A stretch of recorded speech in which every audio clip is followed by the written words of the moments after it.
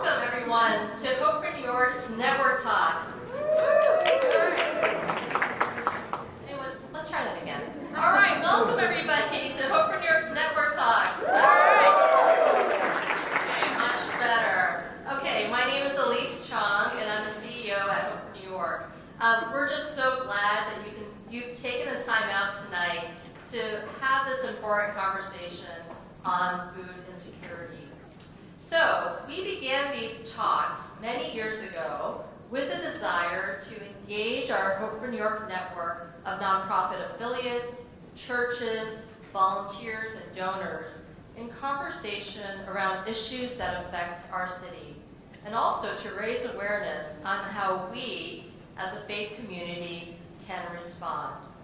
Now, this past fall, we relaunched our Hope for New York Network Talks for the first time since the pandemic, so I know some of you were there. We focus on homelessness and the migrant crisis in our city, and we heard from affiliates working in this space, like the Bowery Mission, City of Relief, and the Salvation Army.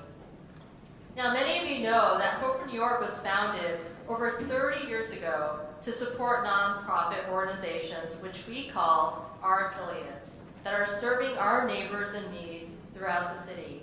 Now, we provide funding, volunteers, training, and opportunities for collaboration and community.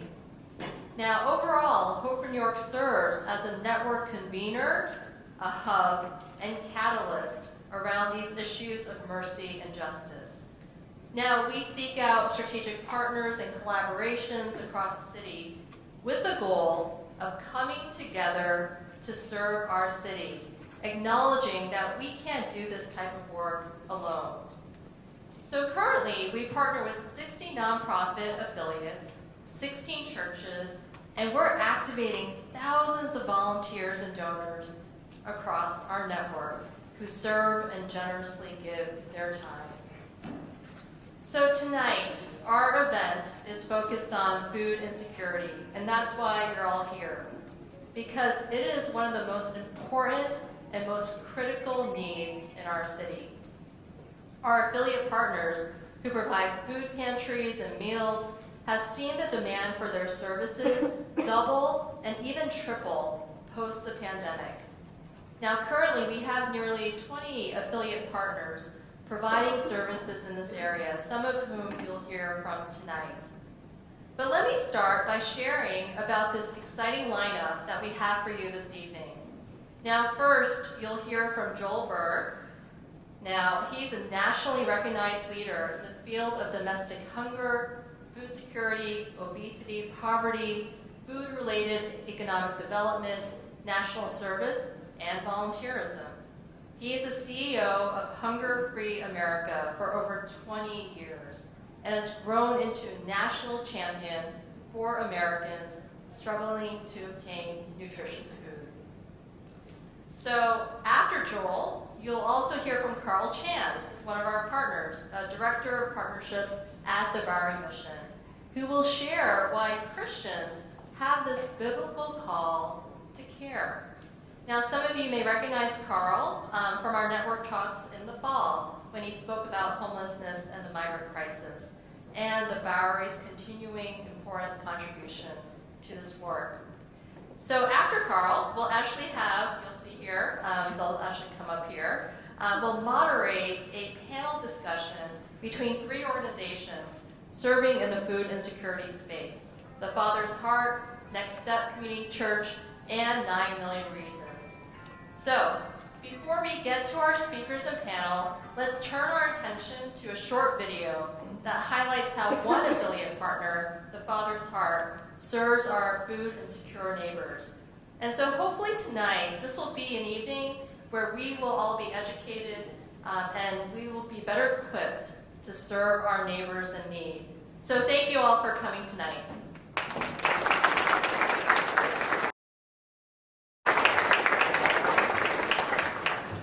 Hello, good evening.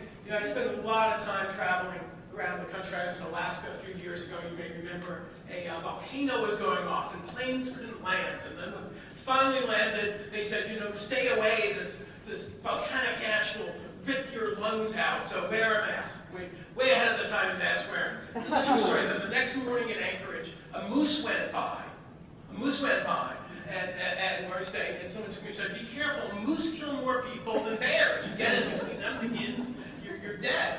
And then the next day, true, I'm driving on the road and there's a landslide that destroyed the road. So I get to the next stop and someone goes, you're from New York, isn't that dangerous? And my whole point is we need to go against the stereotypes of where there's a problem, why there's a problem, and who is a problem in New York. Just a few statistics here. As you heard, it's actually ticked up since the last statistics. 1.3 million people in New York live in homes that can't afford enough food. They're not starving like they might be in the developing world, but they have to choose between food and medicine, food and rent. Kids do less well in school if they're hungry. To be schooled, you must be fueled. To be well-read, you must be well-fed. That's my Dr. Seuss moment. Hungry workers are less effective. Hungry seniors are less likely to stay independent. We have the stereotype in New York that homeless equals hungry. 95% of the people food insecure in New York are not homeless. They're poor. They're not substance abusing or mentally ill people. They're people who just don't earn enough to pay the rent. And that's the reality of hunger in New York City. It's working people, it's veterans, it's children, it's seniors. So we need to go beyond those stereotypes. And for all the demonization of migrants, and you'll hear from Pastor afterwards, I won't go to the religious part of it, but I did in the lockdown read all the Old and New Testament, and over and over and over again, there's the injunction, not if you feel like it, you must, as a commandment, welcome strangers, which, immigrants. Anyway, don't take it up with me, take it up with the people who wrote those. And so, what can we do about it? Well, let me say, first of all, many of you are volunteers or staff in these agencies, correct? Thank you so much. Many of you are people of faith who are putting your faith into action. You are walking the talk. Many of you are probably taking money out of your own pockets to feed your own neighbors, even though you may be broke yourself. I was so honored to work with Father's Heart for so many years. It's just heartbreaking to have heard about Pastor Chuck. They are emblematic of people putting their faith into action. So first of all, thank you. Second of all, one real quick story. You know how we used to fight fires in New York? With buckets. One bucket at a time, one bucket at a time, one bucket at a time, one bucket at a time. Someone would yell out fire, and the volunteers might come, although if it was February, they didn't always come. The water would have frozen, sometimes, or in summer, the heat may have evaporated all of it. There were big cholera plagues and malaria, so not everyone always came, but the bucket brigades made us feel great. They were the faith-based armies of compassion of your time. They didn't need a big government program. They didn't need a lot of regulations. Just people jumping up and doing what the community needed. There's only one teensy little problem with the bucket brigades. They didn't work. City after city burned to a crisp. If you read David McCulloch's book, 1776, about New York City in 1776, the city burned to a crisp within a few days. We don't know whether George Washington's troops purposely set New York City on fire so the British couldn't get the prize that is New York, or it was accidental, but New York was gone in days. Chicago, we don't know whether it was really Mrs. O'Leary's cow that knocked over the lantern that destroyed the city, but Chicago was cinders within days. Earthquakes in San Francisco and Seattle, that wasn't what destroyed the city. It was the fires that followed. Now, some of you are maybe as old as me. Remember, there were blocks that burned down in the Bronx in the 70s. But cities don't burn down anymore. Even whole blocks don't burn down anymore. Why? Government solved the problem. Government solved the problem.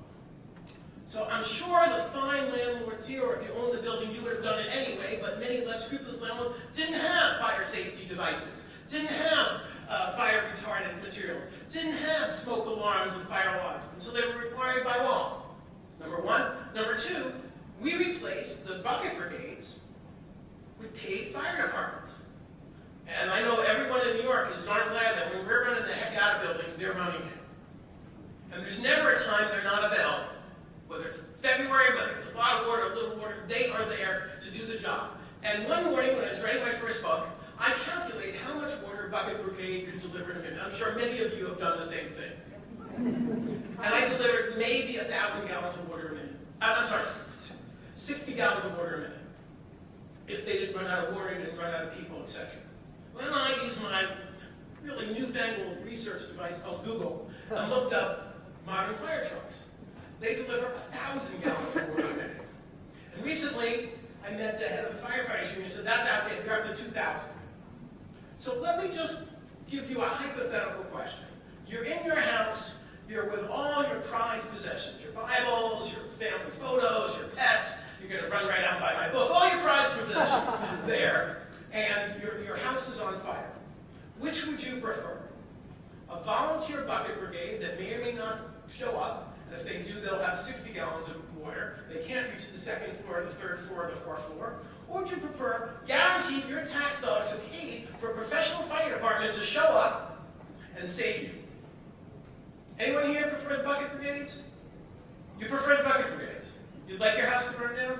No, not really, but I can't afford those taxes. Interesting. Well, I hope if you're really poor, you get the earned income tax credit. And if not, if you're not that low income enough, I don't know about you, but most people here are less taxed than virtually every other industrialized country. And I must say, I've given this talk in Alaska, Utah, Texas, Alabama. You are the first person out of thousands of people in the audience who said they would prefer their home to burn down than to pay taxes. And I don't know what that's. We'll talk afterwards. But the truth is, virtually everyone prefers having their house saved.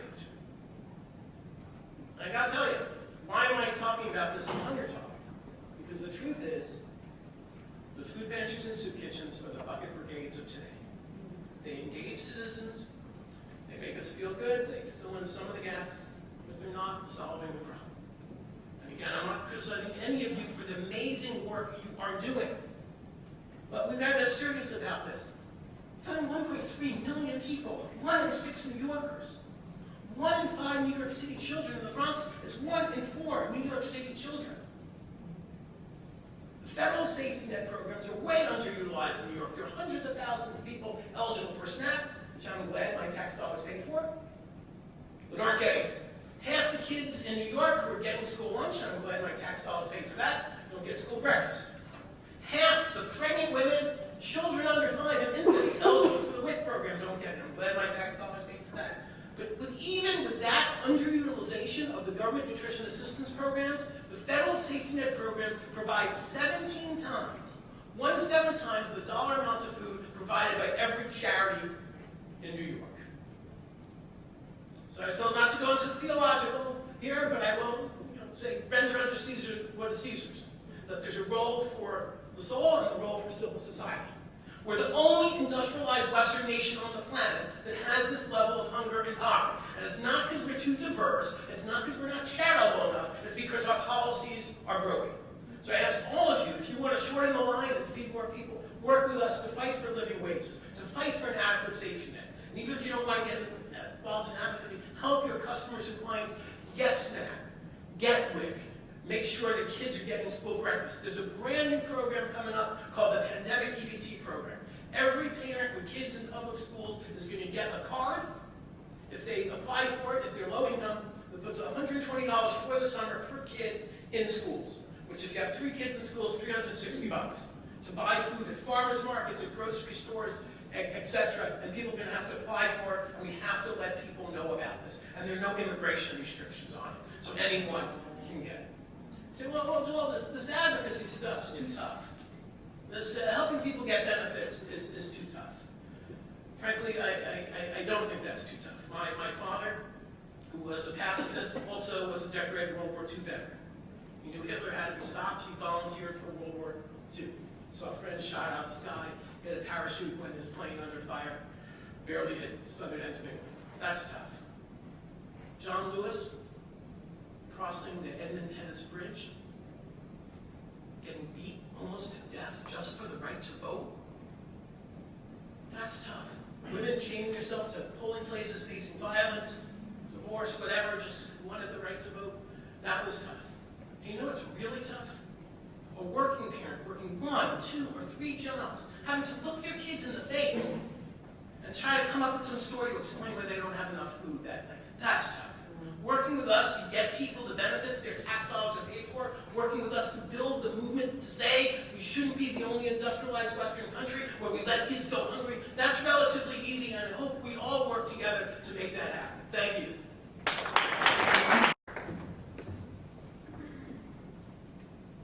Joel, that was incredible. Thank you. I think there's a big call for all of us to get involved in some aspect of advocacy. Right? What does it look like for all of us? What does it look like for you? How do you personalize this? And I think I'd love to really expound on that now. Like, what does this mean to us? We know the issues. We have heard some of these statistics as well, and I just want that to sink in. Right? 1 in 6 New Yorkers struggling to feed themselves. And in our city of about 8.5 million, it means that in a room like this, where there's about 100 of us, 16 would be food insecure. And if we look around and we see that this doesn't make up the food insecure population, where are they? Because they're our neighbors. What does it look like? You know, and I really encourage you as well, as we are trying to understand this issue, as we're trying to be able to choose what are we going to do with it. You know, so in the next few moments, I hope you also reach that same conclusion that the way things are, the status quo, food insecurity at this levels in our city is not right. It's unjust, and we need to play our part to help bring about the solution, right? Poverty, food insecurity, homelessness, it's not a choice, and it's not part of God's design. It's an injustice that we need to address together. So here's what we get to choose. What are we going to do with what God has given to us? What are we going to do with what God has entrusted to us? How do we steward that in a way that honors God? And this time, while brief, I pray is just a teaser, it's a taster into delving deeper into this subject, right? We're just scratching the surface. There's so much more to do, to learn, to wrap your head around, to invite people, to bring community to affect change. But I hope that as we look at some rather familiar passages, that it sparks something. You know, in this context, may you leave with a fresh revelation of how we can make this city more of a city that we know God wants it to be. Dietrich Bonhoeffer wrote, "The church is the church only when it exists for others. Not dominating, but helping and serving. It must tell people of every calling what it means to live for Christ. And that is to exist for others."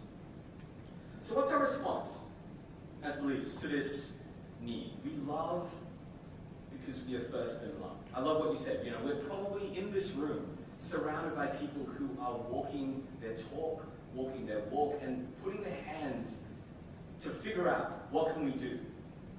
But as you understand this in 1 John 3:16 to 18, it says, this is how we know what love is, that Jesus Christ laid down his life for us. And we ought to lay down our lives for our brothers and sisters. You know, we just celebrated Easter. That makes sense. You know, in our own way, we're trying to do that.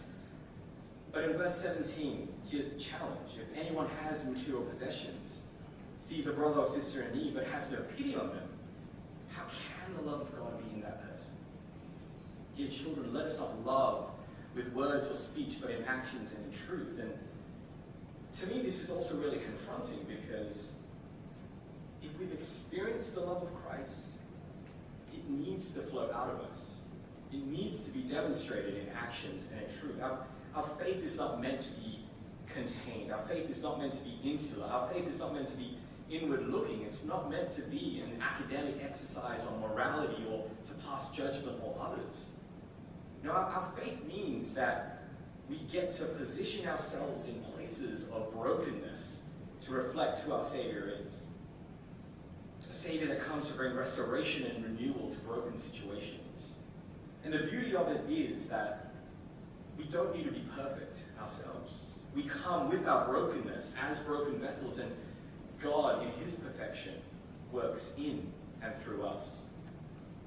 You know, there's a quote I heard about 15 years ago which had changed my perspective on issues of poverty and hunger. And what's this? That the opposite of poverty is not wealth. The opposite of poverty is enough. Let me understand that. The opposite of poverty is not wealth. Wealth is forever a moving target. You ask someone who has $10, they'll say, if I can get to 1,000. You ask someone with 10,000, let's get to 100,000. 100,000, a million, million, 2, 5, 10.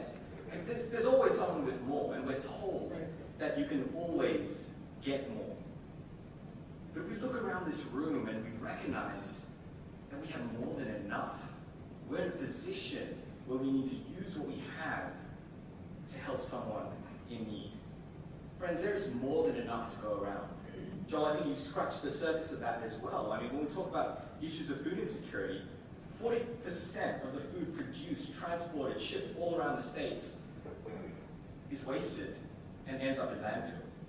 We're talking about the need to address food insecurity here, yet we throw away tons and tons and tons of food.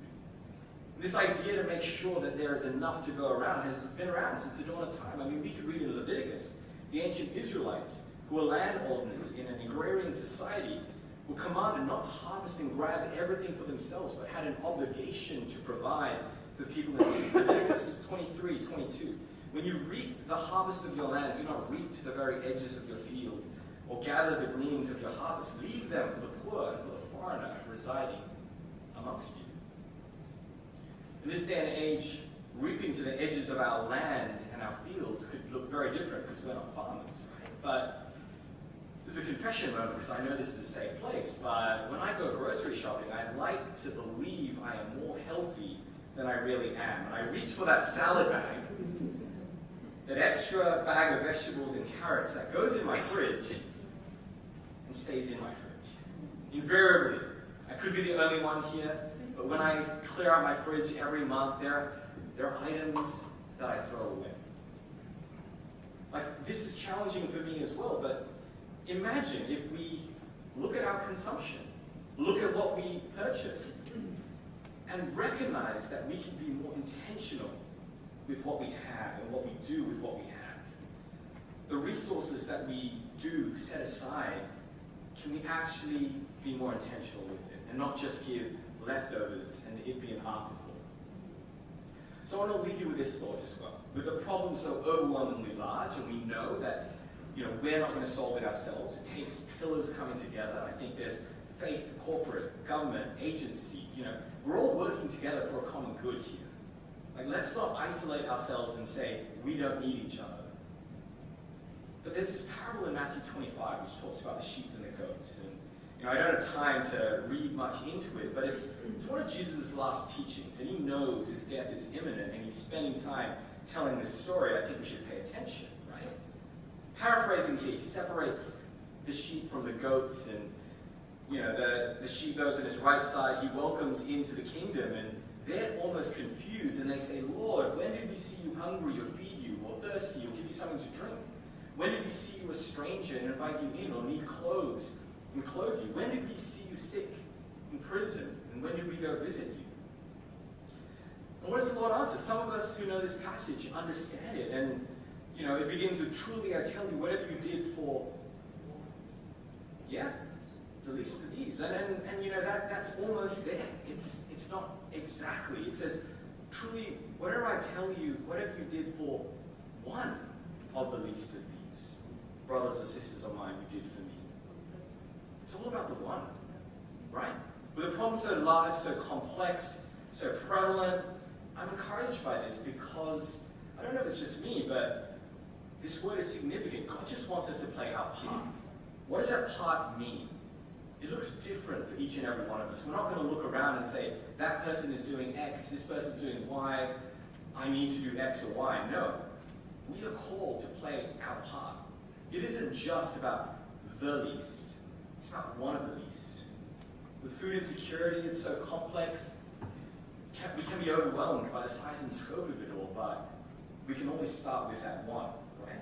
At a mission, we say that it could be that one meal that is the first step for an individual to regain their independence. That one meal that embraces people into a welcoming and loving community, leading to a transformed life. let's figure out who that one is for us. As you reach one, let that replicate, reach another one, replicate, reach another one. And before you know it, we are making more of an indent because we have been intentional about this. So as we just break for a short moment, as we reset the stage, why don't you wrestle with this thought? What are some tangible ways that you can show this love that you have first received to that one person? And if you don't know anyone who's struggling with food insecurity, can I encourage you to stay behind, chat to any one of the affiliate partners here who can introduce you to people that you can engage their world in as well. So do not leave without connecting with them. We're about to set up stage for a panel, but enjoy a short break and have some good conversation amongst you. Thank you.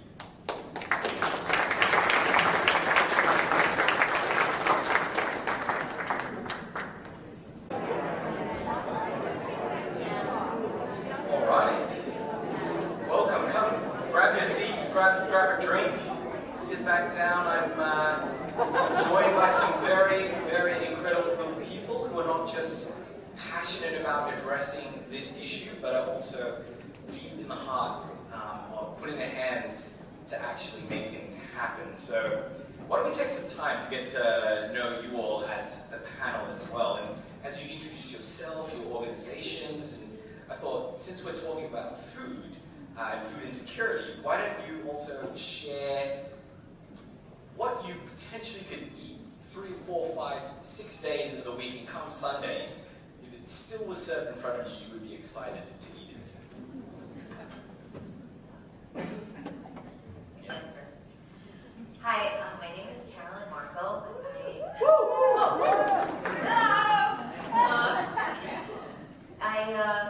I have a long history of our church being around for 1933 and being in the community, because we feel that that's what we should be doing, whatever needs are in the community. But I have a lot of allergies, so I can't eat all the good stuff that you eat. So what would excite me, it's going to be horrible, is broccoli and cauliflower in the air fryer with oil and onion powder. I don't know. I'm going to tell you. Boring. Delicious. Delicious. Marion Hutchins from the Father Start Ministries. I would never turn down homemade pasta in any shape or addition to it, so that would be my meal. Yeah, I'm Zach, pastor of Next Step Community Church, just and then recently also the director of outreach for City Relief. So I do lots of things. What would I not get sick of eating? Probably tacos. That's good.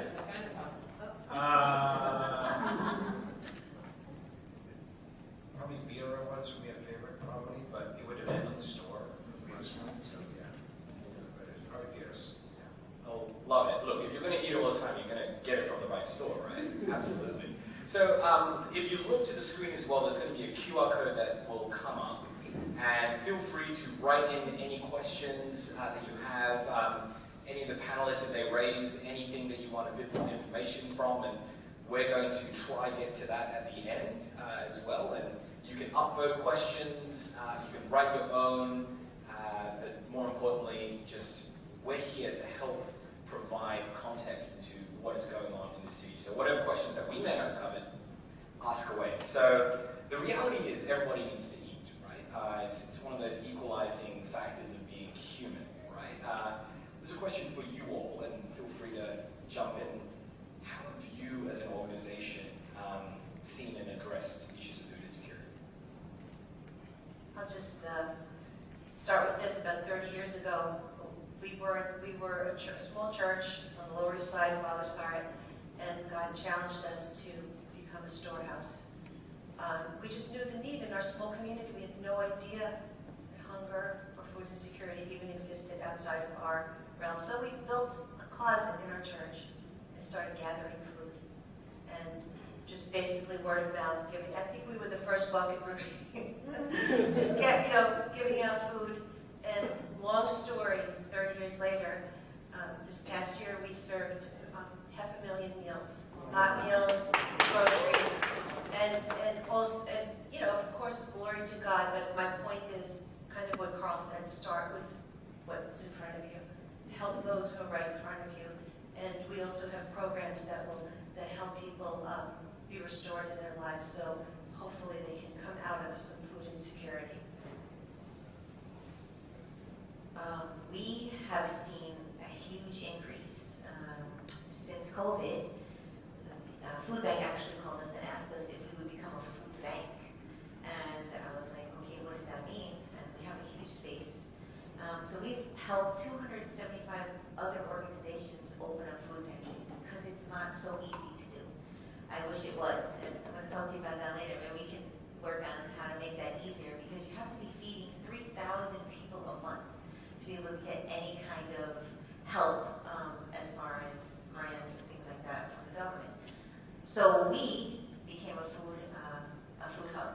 We have served over 8 million people since the COVID lockdown, and we've gone through 80 million pounds of food. And it blows your minds, so you don't have to cry. It's because there's so many people that need food.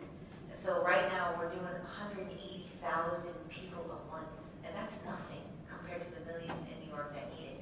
So if more people open food pantries and they serve their communities, because you know the communities that you live in, we were talking about that. I don't know every community. I do know Coney Island, they take food all over, but you know your community, and so you know the people that need that food, and then they begin to trust you.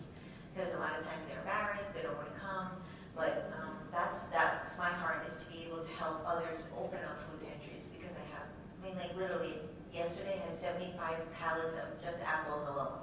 I get a lot of food. So if anybody here wants to open a food pantry, please see me afterwards, because that's my heart, to be able to help others do it. Should have gone before her. No. So we have a community breakfast that runs, I'm just going to share my church experience, and then I can also talk a little bit about security. But we run a community breakfast Mondays, Tuesdays, and Wednesdays that serves usually about 100 folks a day. As part of that, we have a social service help desk where we're helping people get access to food stamps and cell phones and a whole bunch of stuff. And then we also have a pantry that runs every Saturday. During the pandemic, we never shut down. We were actually outfitting other pantries because I don't know what the percentage was, but something like 40% of food banks, food services closed during the pandemic because they were being run by people with immunocompromised situations, volunteers who couldn't continue. So we had pallets of food showing up, and we were just redistributing it to different parts of the city. Don't tell the food bank that. So,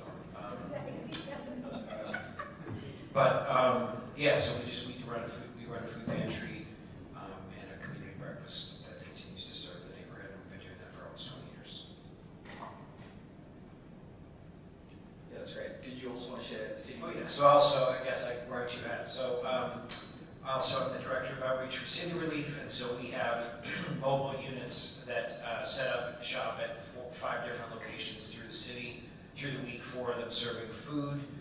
So we're serving in Chelsea, Chinatown, where we serve hot chocolate and access to resources, Union Square, roughly the Salvation Army near Union Square, and then we're in the Bronx and Harlem. And there we're providing food, a meal, and also access to resources. We have guest services that help provide access to social services and advocacy. We provide socks, underwear, and the opportunity just to partner with organizations to do that work through the week. Yeah, that's brilliant. And I think you touched on this briefly, Carolyn, when you said food insecure individuals have skyrocketed, right? So I think the landscape of needs in our city has changed. And for anyone here as well, what have you noticed that in how you're serving the community as well? What do these trends look like? Well, for me, the trend, my job is to really have a finger on the pulse of what's happening in Brooklyn. So I'm Brooklyn for life. I love all the girls, but I So the largest growing population in New York over the last 10 years are Chinese people. I don't know if people know that, but so that has drastically affected the way that our pantries function in the outer boroughs. So you're seeing a massive increase in the population of Asian American Pacific Islanders coming to pantries across Brooklyn.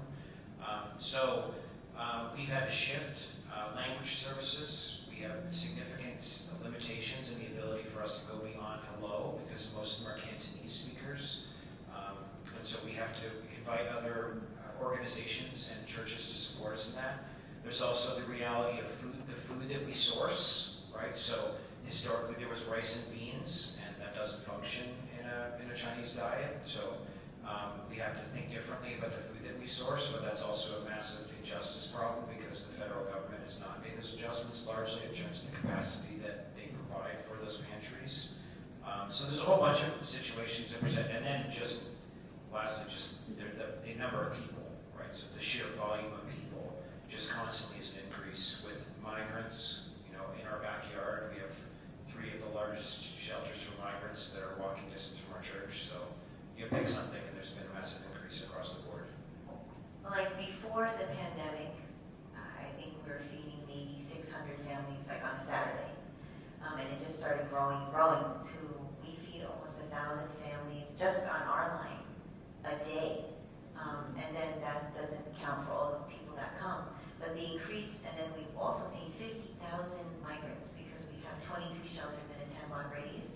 So it's astronomical, and it seems like, wow, how could we ever do this? But if every single organization or people or churches did it, we could definitely, I feel, do something great when it comes to hunger. Yeah. Yeah, I really do. We've seen increase in seniors. Seniors have a fixed income, and the cost of living is going very high, as we know, cost of food, and their ability to get resources at that point is either over or very limited. And so they're finding ways to survive. Medical bills, when you become a senior, all different things, as we heard, where money goes to first, and there's nothing or not enough left for food. The thing about food insecurity as well is that people are afraid, because we can feed them, we do, for a hot meal and groceries, but what's always on their mind is, where am I going to get it next? What if I can't get out and come to this line anymore? What if I'm sick? What if it runs out in a few days, which it will? And that fear is real too. It's insecurity. And the fact, so part of what we also ask our volunteers to do is to make sure there's a lot of contact, a lot of love. It's not just a distribution, because when they feel seen and heard and loved by a community, consistently by a community, it just nurtures a sense of safety. It nurtures people in a way that they could come back, and they trust us after a while. And so we could offer them other things, like our social service desk, to connect them to resources. Like Joel said, they may not even know it's available for them. And so we're busy looking for the resources that they may need that they have no clue. So it's a beautiful way to help them, not just with the food, but just with restoring their lives. Yeah, well said. I think you really, hit the nail on the head. The cost of living has gone up so much for individuals. I mean, we're seeing that at the Bowery Mission as well, even in our supply chain of food that gets donated, right? We've never really had to purchase coffee or coffee beans as an organization, but if any coffee aficionados out there as well, beans that are 90 to 180 days aren't as good, and 180 days plus we would get those. But roasters can sell them now because people want to buy that at a discount as well. Everybody's trying to make adjustments in this landscape, and so could one of you also share some challenges that you faced at this time as the landscape continues to change? Well, again, I'm going to maybe approach it from a different point of view. This is why I just love that Joel's here. It starts with the way that we think about how we spend our money, right? So the idea of the food warehousing, you can get your groceries in 10 minutes or 20 minutes, right? First of all, it's illegal. I don't know if you know that, but it's like most of these organizations that deliver groceries in 10 minutes in your neighborhood are illegal. So they're setting warehousing without having proper zoning. But what it does is it causes all sorts of distribution chain problems for the availability of food. Because here's the problem. It's not a money problem. The people at the top are making the money, right? But if we continue to perpetuate these gig economy ideas, then all it does is it creates problems for people at the bottom in terms of these distribution chain issues. So everything gets more expensive, and yet the people at the top are making all the money. So I'm thinking about it from a different perspective. If we want to stop doing this, we need to stop. I mean, I'm going to maybe push some buttons here. We need to stop using Fresh Direct. Because all that's doing is making it easier for us and making food more expensive for everybody else. That's a good point. They give me a lot of food though. They do. It's not an easy problem to fix. No, it isn't. It isn't. Carolyn, Marion, have you all faced any other challenges as well with the changing landscape? And for us, we are a few blocks away from the only asylum seeker reticketing center in the 5 boroughs. That means that when males are in a shelter for 30 days, they have to leave the shelter and get another ticket. I think there's some laws now that they've extended it a little bit further, but they stand on this line at St. Bridget's, a few blocks from us, for 1 day to 2 weeks or more, waiting to get a ticket to a shelter. There's no immigrant shelters near us. There are shelters, but anyway, so this is a reticketing center, which means that these mostly men are unhoused and have no food for days or weeks. And so they have been coming to us for our breakfast. We wouldn't be able to give them food pantry bags because they have no place to put it, cook it, prepare it. So we give them breakfast. So it was really the first week of January. We started out and suddenly there were 40 migrants and growing. And so we've been feeding a hot breakfast to them. I will also say, just related to the issue of availability, we just talked about this, but the idea of like federal funding and state funding for, because most of us who do this work get money from the city, state, and the federal government from grants to purchase food. But the food is more expensive and it's less available. So you have to make less work for more. You have to do that stuff. So it's like there's the challenge of like, we will run out of food. We will run out of fruits and vegetables, right? And because the grants are less available or there's less money that's being given. I have thoughts for that, but I don't know if you want to hear it. But it makes it so that more people are coming and we have less food to offer because we don't have as much money that's being given to us to be able to distribute for the need. And it's not just that there's less money, like a half a pallet of cheese, $7,000. I mean, just so you know, like, it's a lot of money. So are you going to buy cheese for them, or are you going to buy 20 pallets of cabbages, tomatoes, and corn? But they want to have dairy too. But dairy and meat. I mean, thank God for Western Meat that donates to me and I can pick it up. Otherwise, we don't get any meat at all. So I try and get as many beans as I can because it's protein. And like he said, that's been the issue of being able. There's just so many people that they're willing to stand on the line. I'm just going to give you an example. So we took like 5 pallets of apples and we put them out on the sidewalk because there are so many. All the cars, because I'm down the main thoroughfare, Preston Street goes into the 59th Street Bridge. We're 4 blocks from the largest housing project in North America, and like I said, we have all these shelters. They're all families, so they're only allowed to stay 3 months, and then they have to find a place to go with the children, like she said, and now they have nothing to eat. But I put the pallets out there. Everybody's stopping. It doesn't matter. Taxi cab, like everyone. Can I have apples? Can I have apples? And I'm like, you know how it is in New York. It takes us that's free, but that never happened before. But it's happening. I mean, it's been happening more and more. And just one quick thing, apples are also a problem because people who are lacking access to health care, their teeth are some of the first things to go. And so we started giving out apples as part of our breakfast, and they weren't being taken. And I would ask why, and they would say, because I can't eat them. My teeth cannot sustain eating the apples. But they're among the cheapest fruits that we have access to. So it's like even things like that become an issue.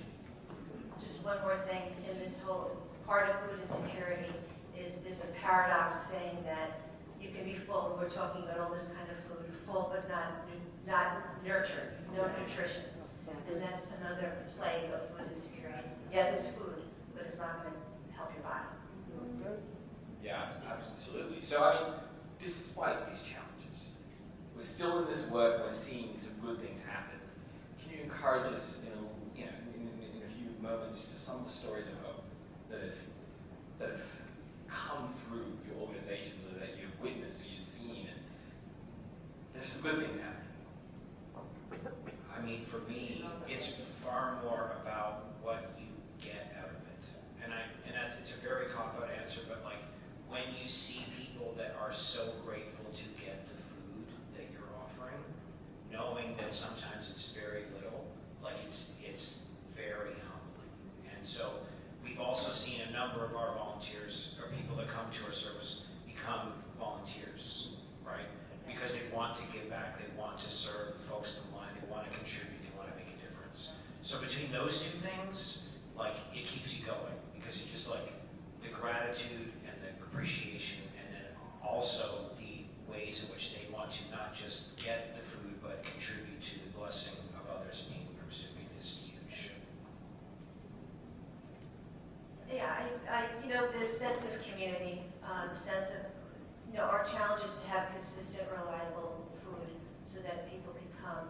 But again, in all of that, it creates a place of safety. So just yesterday, we found out about the senior, because the seniors come because they need food. One of our seniors, about 4 or 5 weeks ago,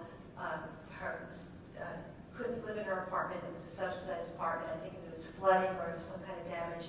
And so she was living with someone very temporarily and was soon going to be homeless, a senior.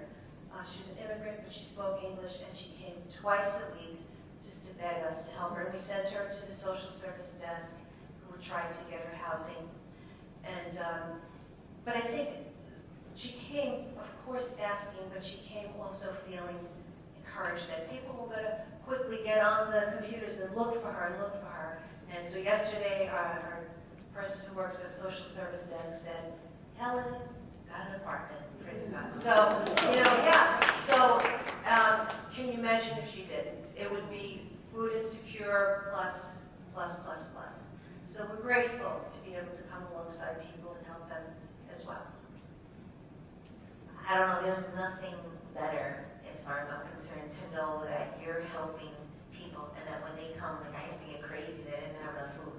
And when we first opened up, I was rushing in my car to go over to keep food because so many people were online and didn't have enough food. So at night I would be like, sweating, like, Lord, you have to help me. I have to have enough food, on Saturday because I don't know how many people are coming. And how could I tell them no? And after they waited online for hours and with children, like 3 and 4 little kids, I mean, I don't even know how to tell you. And when you see that you can give them food and and then some people will say, wow, why are you doing this? And I'm like, why? Because God commanded us to do this. Why? Because he loves you and he sees you and he knows you. That's why we're doing this. And, real quick, I just have to put this in, but when Jesus was speaking to the 5,000, right? And they said they were hungry. He could have said, wait a minute, we're almost done, right? No, he said he was moved with compassion and he fed them. How could we not? That's all I can tell you, and when we walk by people and I see them, they say, they could get a job. No, man, if they're begging me and they need food, I'm going to give you food. It's not my job to decide who should get it and who shouldn't. If they don't have food, we're giving it to them. And I just want to encourage you. It is the greatest thing you could ever do. So good. It really is. It will make your I don't know what to tell you. It's the greatest thing I've ever done. And I was a principal for 35 years at a school. I was, and we graduated tons of kids, but this is totally different. You're helping people that if you didn't, what would they be eating? Where would they be going? I love it. And the reality is that feeling that we all have when we see the need met, it isn't just contained to us. I mean, Hope for New York is part of sending so many volunteers our way as well. And, I think, Marion, you were sharing that we were trying to figure out what to ask. There are some volunteers that Hope for New York sends that you're like, maybe not next time, but others haven't left. Do you have any good stories to share that we can go around? Hope for New York volunteers? Yeah, so Hope for New York sends volunteers twice a month, and they help us. We need 80 to 100 volunteers every Saturday. But we have other things Hope for New York volunteers do. We have GED tutoring, we have ESL tutoring, we have our social service desk. one of our volunteers, she was so into, serving our guests, the hot meals and whatnot. She's dove in so deeply, never missed a Saturday. She became a board member. She's actually, yeah. And she also worked the social service desk and was able to train another Hope for New York volunteer who is now part of our staff. She runs the social service desk. So there's a lot of opportunity. If you work, we'd love to distribute food with us and cook eggs. It's like we're saying, it's fabulous. If you'd like to do something a little more specific, we have room for that too. We welcome everything and everybody. Yeah, I mean, we wouldn't make it without Hope for New York volunteers. It just wouldn't happen, I mean, it would, but it would be a disaster. And we have done those disasters. But I think the thing that really inspires me about having volunteers to come in to help us through Hope for New York is, one, just fresh perspectives. I don't know, I mean, I have a sense of, you get into the work and you just kind of like manage chaos, and then someone comes in and says like, hey, why don't you do it this way? And you're like, that's a great idea. I wish I would have thought of that. I'm just like trying to function. Like the way we ran the line, and someone said, you should put the produce here and then do there because they really want the produce, so you should put it on this side of the room and then they'll go through. I'm like, that's a really great idea. But I think the second thing is also like we really, really value capacity building with our volunteers, and so a number of volunteers, some of them were here, have taken on they purchase food for me. Like I have 3 jobs, so I don't have the time to do that. And they come in and they'll say what else can I do on top of the stuff that I'm just doing to hand out the bags? What else can I do? How else can I help? What else can I do to help what you're doing? And there's just a hunger to do more. And we've just consistently seen the Hope for New York volunteers take on other things that can really help us build out what we're trying to accomplish. So I'm relatively new to Hope for New York, but they're amazing. They helped me this Christmas. They gave me a grant, and I was able to buy 4,000 toys. I got a bouncy house. I actually had a Santa outfit. We had elves. We had little reindeer. We gave out cookies. And all I can tell you is that people said to me, especially they were all migrants, and they just said if you hadn't given our kids toys, they would never have had a Christmas. Because remember, when they come in, they take everything from them. So they have no stuffed animals. They don't have clothes. We have old clothing or whatever. But I'm just so grateful when the volunteers came. I needed lots of help because I had 100 pallets of food out too. So between all of that, they were so kind, so compassionate, and now we've had groups come. They just have a serving heart, and I'm so grateful to you guys, really, for all of your help.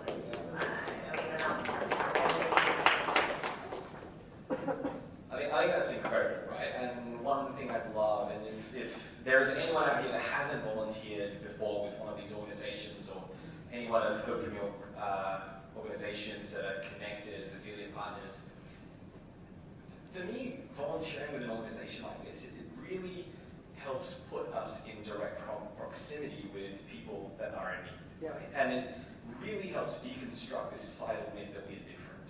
We're not. We're all humans, created in the image of God, in Manhattan at the same time. And so our lives should not be this vastly different.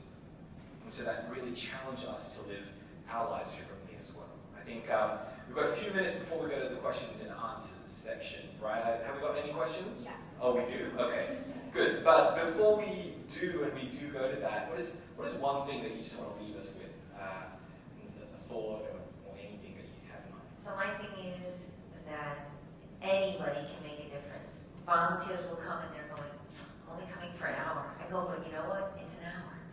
And an hour you can do a lot. So you may think that you're insignificant and you can't do it, or you're not educated enough. It doesn't matter. I'm just telling you, God can use you to do something amazing. All you have to do is say yes. Think of Micah 6:8. He's shown you, oh people, what he requires of us, to act justly, to love mercy, and to walk humbly with God. We know what we have to do, and God is with us. Have faith in God, because the smallest act or the greatest act, even if it's the smallest thing, giving out a meal, God's in it, it brings great impact, and God will grow it in our hearts as we do it. Yeah, I think for volunteering specifically, I think come ready to be changed. Because again, advocacy works best when you understand the people that you're serving. Like, it's the issue of hunger is not an abstraction, it's not a Gothamist article, it's a person that you've encountered as you're serving. So it changes your perspective, becomes a human in that moment, that you realize that the reason that I want to address this need is because I'm actually interacting with people that are experiencing the need. But I would be remiss if I didn't go back to what was mentioned at the start, is one of the books that's most profoundly impacted me is the book by Matthew Desmond, Poverty by America. Poverty by America. And so unless we really start to change the way we spend our money and the way we think about our lives in the day-to-day, the need is going to get greater. It's not going to go forward. We have to strategically start to think differently about the way that we spend our money and the way we live our lives, or the food deserts, the food insecurity problem is going to get worse, not better. I love it. Thank you. Why don't you thank the panel? Their job isn't done, but give them a round of applause.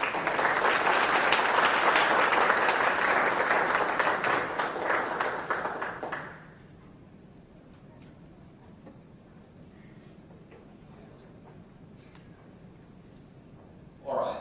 First question as well. How do you get involved with some of the work or that is being done? No need to volunteer. That would be amazing. We need almost 80 volunteers every day. So we have big groups come, but there's some days that we don't have that many, and so it's difficult. So just volunteering whenever you can would be awesome. I'm just going to say that this is where I'll throw my city relief hat onto, is the best way for you to be involved in this work is to be involved locally. Find an organization, hopefully your affiliate or not would be great, but find an organization locally, because the more you can be localized in this work, the more effective your work will be, right? So you can sign up for Hope for New York for us, if you're in Brooklyn. City Relief, if you are in any one of those neighborhoods that I just mentioned, you're looking for local churches to support that, so you can walk over and experience what we're doing. But Hope for New York, our website, City Relief's website, those are the best places to get signed up, to find a way for you to do that, but find something locally where you can get involved. Yeah, volunteer at the Hope for New York website, and Hope for New York raises funds to give to the affiliates. So give and pray. We had one, and we really appreciate prayer, and we need prayer. We had one volunteer come recently. She was so impacted, and then she, like a few days later, had to move back to California. But she wrote to me. She found me on social media, and she said, "I pray for you and for the Father's Heart every single day." And that was like getting a big check in the mail. I'm serious. It was amazing. I said, I needed to hear that. Thank you for that prayer support. So prayer is really important too.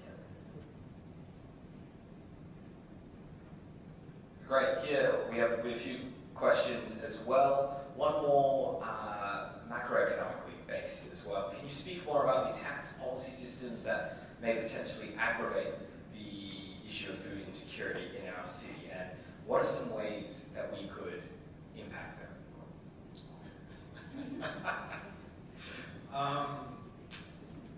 If you've been to Next Step Community Church and helped with us before, you've heard me say this, and this is probably the most stark way I can say it, but it's important we say it.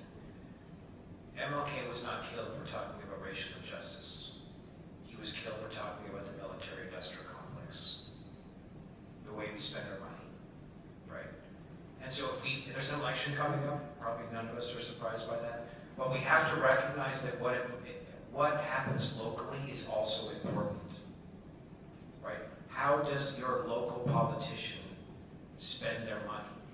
Where do they spend their money? How they because there's participatory budget. Do any of you know about give a show of hands? I'd love that. How many of us know about participatory budgeting? There's your homework. Because your local council person gets to decide how much funds are spent, and people in your community get to vote. So nonprofits get to decide where they get money from, right? So those kinds of things matter in terms of organizations like these, because they can get funds from their city council person, because people in the community will vote on where that money goes. Okay? So it's really important that we understand that this issue is about political agendas and advocacy. It will not change without that work. So I could go on and on.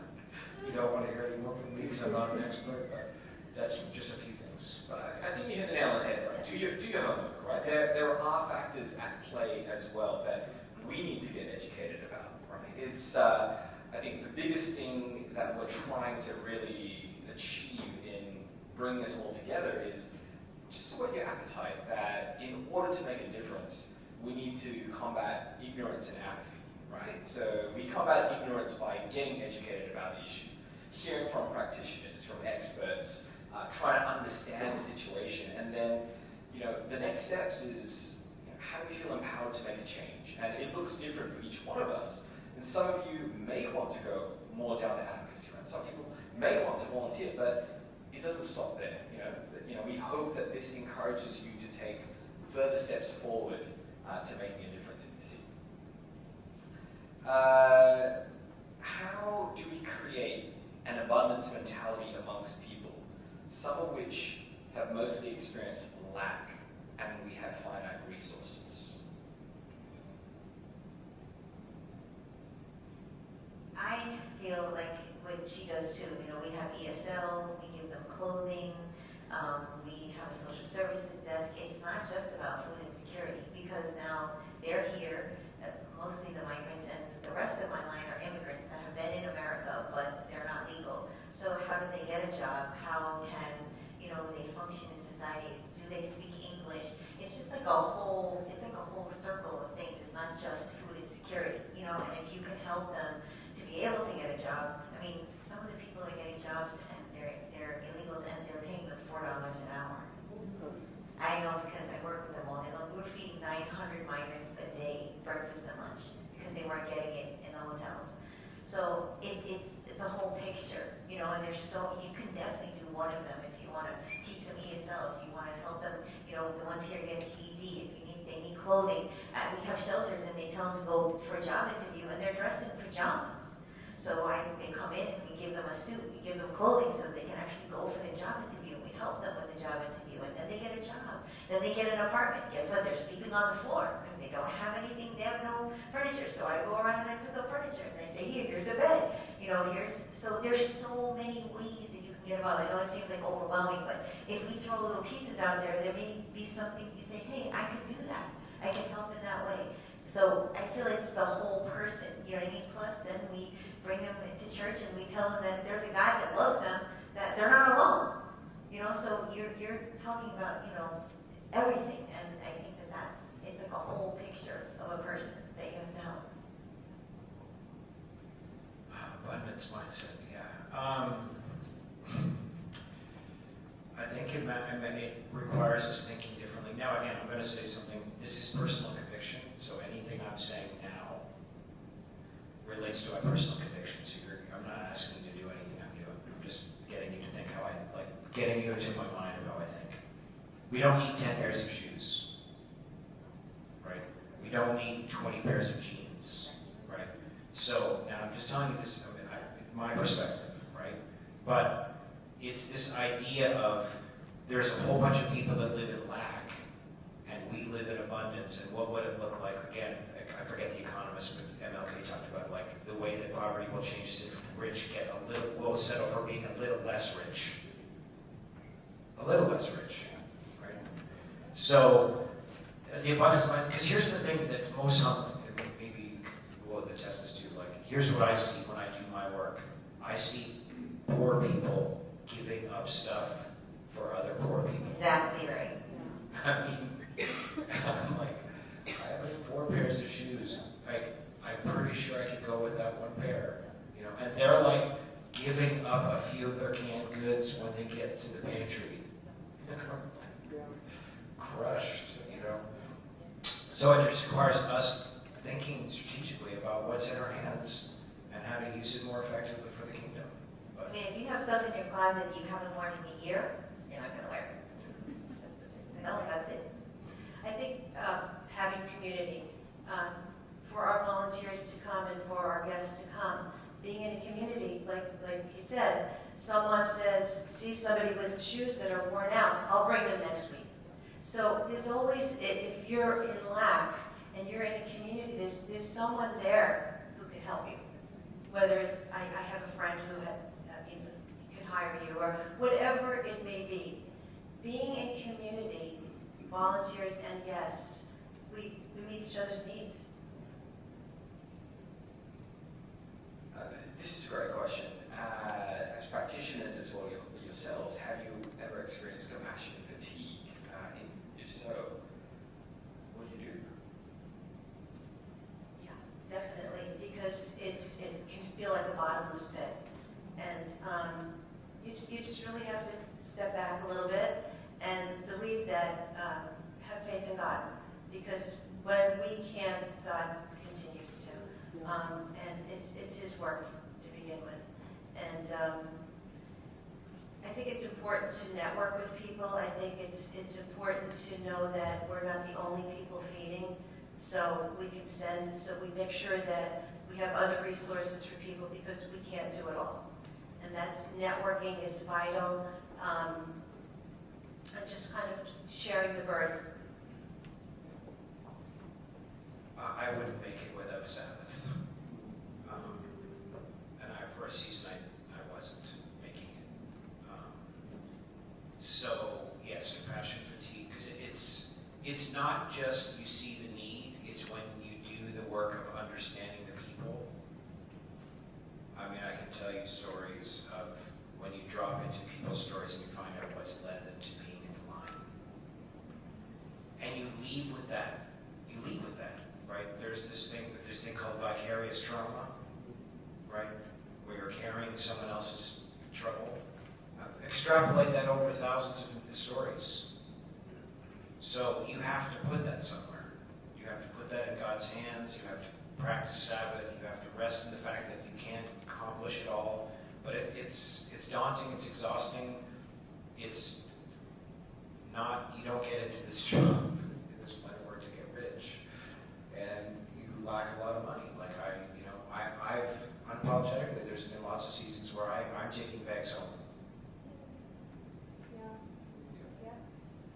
I don't know if I so much had compassion fatigue, but sometimes I get really stressed because I want to make sure that I have enough food.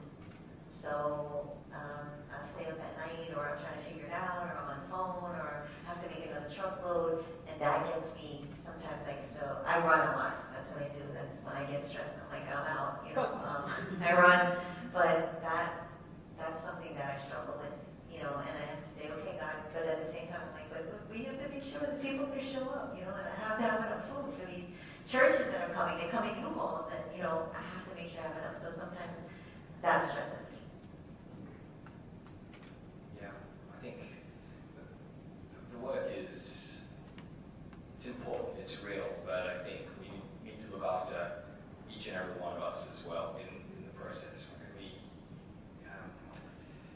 There's a question here, and this may be the last one just because we're running out of time, and there's some great questions here, so I don't know if hopefully you're going to help answer these questions in a blog post afterwards, maybe, but we're not going anywhere. We're here. When I meet someone on the street who asks for a meal, what specific resources could I offer them? Or could I suggest that they check out for a longer-term solution? You're talking about a hot meal or just food? Because there are lists of local pantries that are in all the 5 boroughs, and I would definitely, I don't know if you have to walk around with it, but you can look it up on your phone, and if you want to take them for a meal, but then say, hey, so that you can, do this over and over, here's the pantry, and maybe you want to take them there if you can, and be like, here it is, and you can make your way there and make sure you have food. Yeah, I always tried to, when I was walking around Warren, and carry, actually Joel Berg's organization provides street sheets with all the hot food and meals and pantries that are in the different boroughs. They're published in different languages, and you just have to go on their website. They send you boxes of them. So, so that's always good, handy to have. or if you know what's locally where you are. We also give out slips of paper for another soup kitchen in our area, and we have it translated into different languages so that our guests can continue to get food. Our website is hunger-free-america.org. And we're also, printing is expensive and environmental debt, so we're trying to encourage as many people as possible to use it digitally. A lot of what we would be putting home people sometimes. And we print them out too, yes, that's right. But it is in English, Spanish, basic Chinese, a few other languages, and you can also search by zip code and address. Find it. You can also search by. Can we download it and then print it out? You certainly can. Excellent. We love that. Coalition for the Homeless is another one. They put together a COVID guide during COVID. It's all resources that have been vetted by currently and formerly homeless folks. So Coalition for the Homeless is an incredible organization. They do a lot of advocacy, so they have a guide similar to that one. But it's also recognizing, again, because you asked, Carl, or the question was asked, like if you're willing to get into a conversation with someone, because this is what I will do, right, is I'll say, like they're asking for $1 for food, and I'm saying, like, if I have $1, I'll give it to you. But I'm like, what would it look like for me to not need that $1 again, right? Do they have the food stamps, right? Do you know where the local HRA office is? Do you know what a food stamp card looks like? Do you know how they can access that information, right? So becoming educated so you can know, like, I can be ready to answer. Hope for New York has a little card, all the resources are there. You can have that as a resource. It's in your, can you keep it in your wallet, your purse? But just those kinds of questions, those kinds of resources that are available around our city in a moment where you can just be ready to help when this need presents. Yeah, wonderful. Why don't we thank the panel here?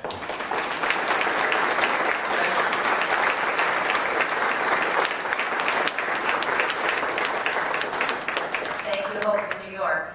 Thank Hope for New York as well. Well, I'm just really encouraged that we get to have this conversation, and this is just the beginning, I think. Isn't that right, Maribeth? Thanks, everybody. Felt like a team effort. Let me first say thank you to the people behind me, Carl, Marion, Carolyn, and Zach, for being a part of the panel, and thank you also to Joel for your words earlier in the program. We're really grateful to you all for sharing your expertise and grateful for the work you're doing in New York City and beyond to help people experiencing food insecurity. I'm Mary Beth. I work at Hope for New York as Senior Manager of Volunteer Mobilization. And I want to also say thank you to all of you for being here tonight, attending this event, and being open to learning more about food insecurity. Our hope for this evening was that you would feel more educated on this topic. Thanks, everybody. Felt like a team effort. Let me first say thank you to the people behind me, Carl, Marion, Carolyn, and Zach, for being a part of the panel, and thank you also to Joel for your words earlier in the program. We're really grateful to you all for sharing your expertise and grateful for the work you're doing in New York City and beyond to help people experiencing food insecurity. I'm Mary Beth. I work at Hope for New York as Senior Manager of Volunteer Mobilization. And I want to also say thank you to all of you for being here tonight, attending this event, and being open to learning more about food insecurity. Our hope for this evening was that you would feel more educated on this topic and the work that's being done by our affiliates to serve our neighbors. However, we hope that this will be more than simply educational for you. Even though these conversations can feel overwhelming and these problems can feel somewhat unsolvable, we take great hope knowing that we can turn to God with the needs of our city. He knows our city, He knows our neighbors by name. And so we are able to simply join Him in the work that He is already doing in New York. We hope that now that you understand food insecurity more, you'll be motivated to take at least one step forward in pursuing what God might be calling you to do. At Hope for New York, we encourage our network to pursue justice and mercy through 3 steps: pray, serve, and give. On the screen, there's a QR code with action items for each of those 3 prompts. First, join us in prayer next week, April 25th, to pray for food insecure New Yorkers. We're going to gather on Zoom, and you can register. There's a link at the QR code. Second, we've curated a list of volunteer opportunities for you to serve with affiliate partners in the food insecurity space. You'll see opportunities from the affiliates represented who spoke tonight, but also there are 10 Hope for New York affiliates listed on that page. Thirdly, you can give funds in support of our affiliate partners so that they can continue food and meal programs. Finally, we're hosting a spring benefit next month for young professionals, and we'll be focusing on food insecurity there as well. Get your early bird tickets before Monday, April 22nd. Before we dismiss and before we close, please just join me in a word of prayer. Dear God, we thank you. Thank you for the people in this room who want to see a more just and more merciful city. Thank you for the organizations in New York City and beyond who are working to serve and care for neighbors experiencing food insecurity. Thank you for the ways that you're working through Hope for New York and our affiliate organizations for the good and flourishing of all people in New York. Create in us, Lord, a desire for justice in our city. Help us to notice our neighbors in need and see the ways in which we can serve. Guide our hearts to love your people the way that you do. May we be generous with our time and our resources because you have given to us in abundance. We love you, Lord. We thank you for tonight. I pray for the people in this room that they would know that they are loved and seen by you, and that we would be a community driven by your love for us who loves and serves our city. We praise you, we thank you, and we love you. Amen. All right, now that our program has ended, we encourage you to interact with our affiliates at the back of the room. Will be a reception behind you. We also have soup and bread available for you to enjoy. We encourage you as you eat the soup and bread to consider the New Yorkers who rely on soup kitchens to supply their meals. If there's extra soup at the end of the night, we will have to-go bags so that you can take that for yourself or to give to someone in need. We want to make sure nothing's wasted. That is all we have. Thank you so much for being here. Please talk to the affiliates if you have additional questions. This is a good time to ask them. Enjoy the reception. Thank you.